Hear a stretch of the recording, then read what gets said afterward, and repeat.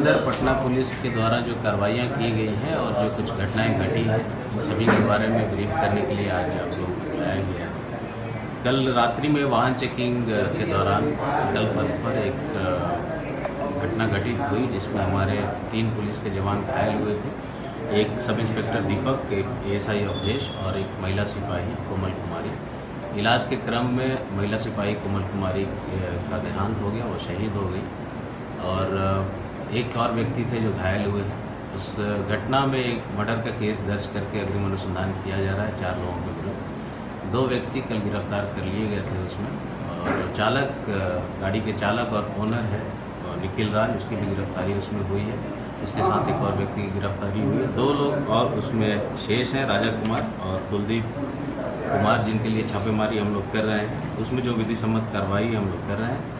शहीद को उचित सम्मान आज पुलिस केंद्र में पुलिस महानिरीक्षक महोदया के द्वारा भी दिया गया, और जो भी उनके परिवार के सदस्यों के लिए पुलिस को करना है हम लोग उनके साथ हैं इस घड़ी में, और उसके लिए हम लोग सभी कार्रवाइयाँ कर रहे हैं।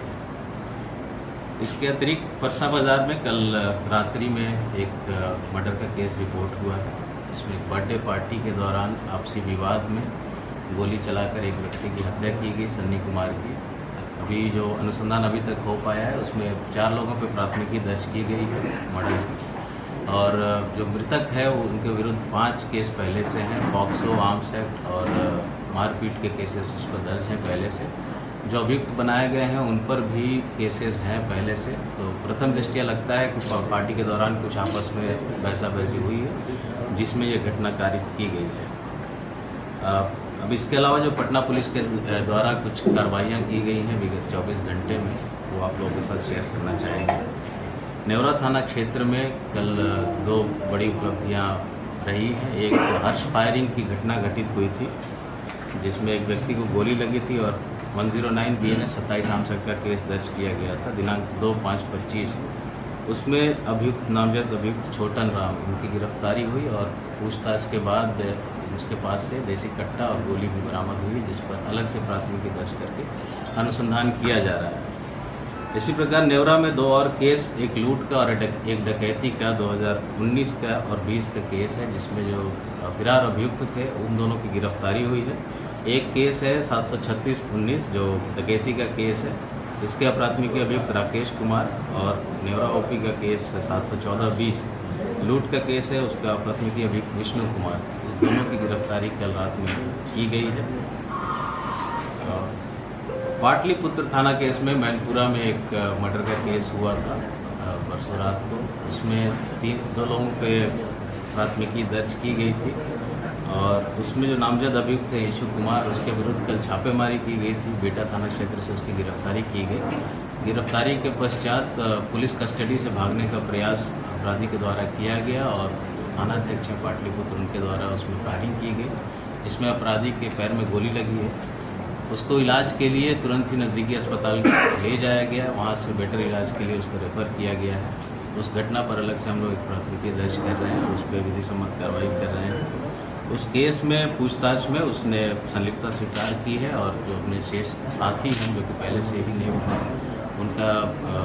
उनका भी नाम इसमें लिया है। उसमें छापेमारी हम लोग शेष अभियुक्तों के विरुद्ध भी कर रहे हैं। पीर बहौर थाना में 17/5 को मोहम्मद रिजवान इस्माइल SDPO अपर लोक अभियोजक आर्थिक अपराध अधिकारी, इनसे रंगदारी मांगने का एक केस दर्ज हुआ था, जिसमें DD एक कुख्यात अपराधी है जो जेल में बंद है और जेल में उस पर केस दर्ज हुआ था। जो दुकान एक मुस्कान सैलून है उसको रंगदारी के रूप में मांग रहा था, उस पर केस दर्ज हुआ था। उसमें तकनीकी अनुसंधान किया गया और उसका भतीजा मोहम्मद अयान, उसको गिरफ्तार कर किया गया है। और अयान से जब पूछताछ की गई तो उसने पूरे घटनाक्रम के बारे में बताया। उसने बताया कि उसके चाचा के द्वारा ही रंगदारी की मांग की गई थी, और उसके निशानदेही पे पिपलावा से जो मोबाइल यूज़ किया गया था इस पूरी रंगदारी में, उसको भी रिकवर किया गया। DD के जेल स्थानांतरण प्रशासनिक दृष्टिकोण से और बाकी CCA 12 का प्रस्ताव भी हम लोग आगे समर्पित करेंगे, ताकि वो लंबे अवधि तक जेल में ही रहें। और हम लोग कोशिश करेंगे कि इस केस में भी स्पीडी ट्रायल जल्द से जल्द करा के जो एविडेंस है वो कलेक्ट करें और स्पीडी ट्रायल करा कर उसको सज़ा दिला सकें। विक्रम थाना में एक डबल मर्डर का केस रिपोर्ट हुआ था।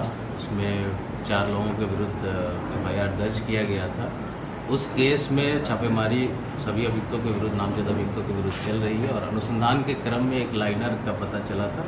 उसकी गिरफ्तारी कल की गई है सुजीत कुमार की, और उस लाइनर ने पूरे घटनाक्रम को बताया कैसे कैसे मर्डर किया गया। जो पुलिस का पहला एंगल था अनुसंधान का कि पूर्व की दुश्मनी, जो चौकीदार है धर्मेंद्र पासवान, उनकी हत्या की गई थी और उसी का बदला लेने के लिए ये घटना कारित कराई गई है। तो यही बात अभी भी अनुसंधान में प्रकाश में आई है।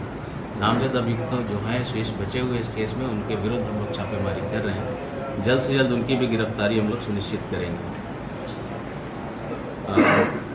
कल परसा बाजार थाना में कल एक पूरा ड्राइव पूरे ज़िले में चला था शाम को नशे के खिलाफ। जहाँ भी ड्रग्स, सूखा ड्रग्स हो या शराब की बिक्री होती हो, सभी जगह छापेमारी करने के लिए।